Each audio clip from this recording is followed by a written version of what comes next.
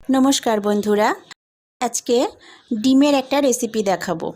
आमरा तो डिमेर कालिया डिमेर झोल एटा खेয়েই থাকি। आज के एक नतून धरनेर स्वाद बदलेर रेसिपि डिमेर कोरमा। चलुन देखे नी डिमेर कोरमा किभाबे बानाई। प्रथमे आमी एखाने कड़ाई गरम करे निएछि। एटा सबटा यदि घीते करा जाय ताहले किन्तु खेते खूब भालो हय, किन्तु स्वास्थ्येर दिके खेयाल रेखे आमी घीटा एखाने एड़िये गेছি, ताई जन्य घी और सादा तेल मिक्सड करे करेছি। एबार घी और तेल गरम होले डिमगुलो छाड़बो, किन्तु तार आगे डिमेर गागुलो हालका हालका चिड़े निते होबे जाते मशलागुलो ठीक मतन ढोके।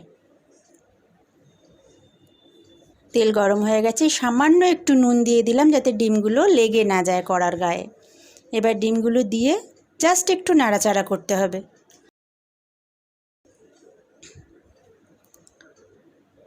बेशी भाजले किन्तु चलबे ना, सामान्य एकटू नाड़ाचाड़ा करे निये डिमगुलो तुले निते होबे।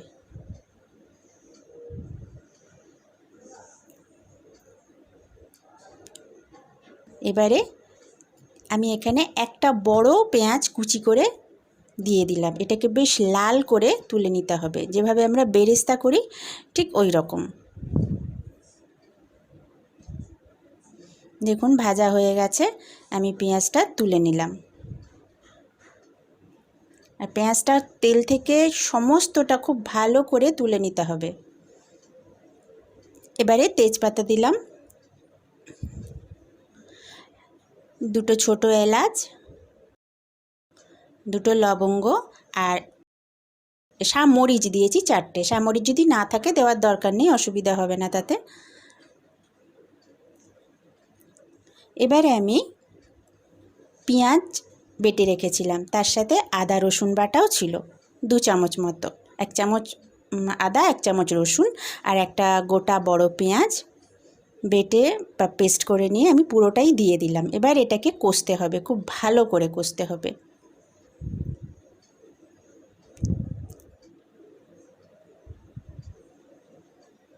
এবার এর মধ্যে দেব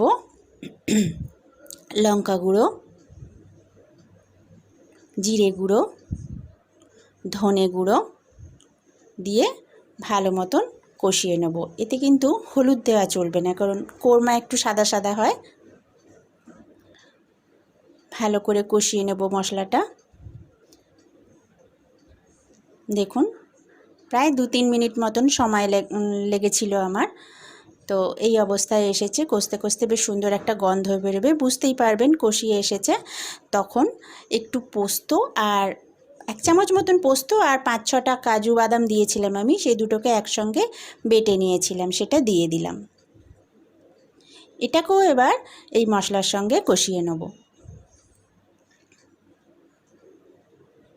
খুব লো ফ্লেমে করতে হবে। এবার ওই মিক্সি বোলের যে বাটিটা সেটা ধুয়ে আমি একটু সামান্য জল দিলাম, তার সাথে ভাজা ডিমগুলো দিয়ে দিলাম। এবার ডিম সমেত এগুলোকে ভালো করে একটু নাড়াচাড়া করে নিয়ে 5-7 মিনিটের মতো ঢাকনা দিয়ে রেখে দেবো। তার মধ্যে দিয়ে দিলাম নুন আর চিনি। এটা একটু মিষ্টি মিষ্টি ভালো লাগে, তবুও নিজেদের স্বাদ মতন আপনারা চিনিটা দেবেন।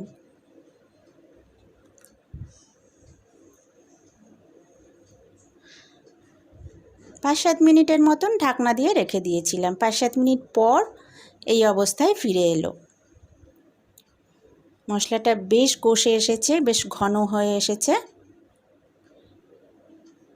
এবার আমি এখানে 1 কাপ মতন দুধ দিয়ে দিলাম। এতে যেহেতু বাদাম আছে, পোস্ত আছে, সেহেতু এটা ঠান্ডা হয়ে গেলে কিন্তু বেশ ঘন হয়ে যায়, সেই বুঝে গ্রেভিটা রাখবেন। আমি চাপা দিয়ে আবার 5-7 মিনিট রেখে দিয়েছিলাম, ফুটতে দিয়েছিলাম।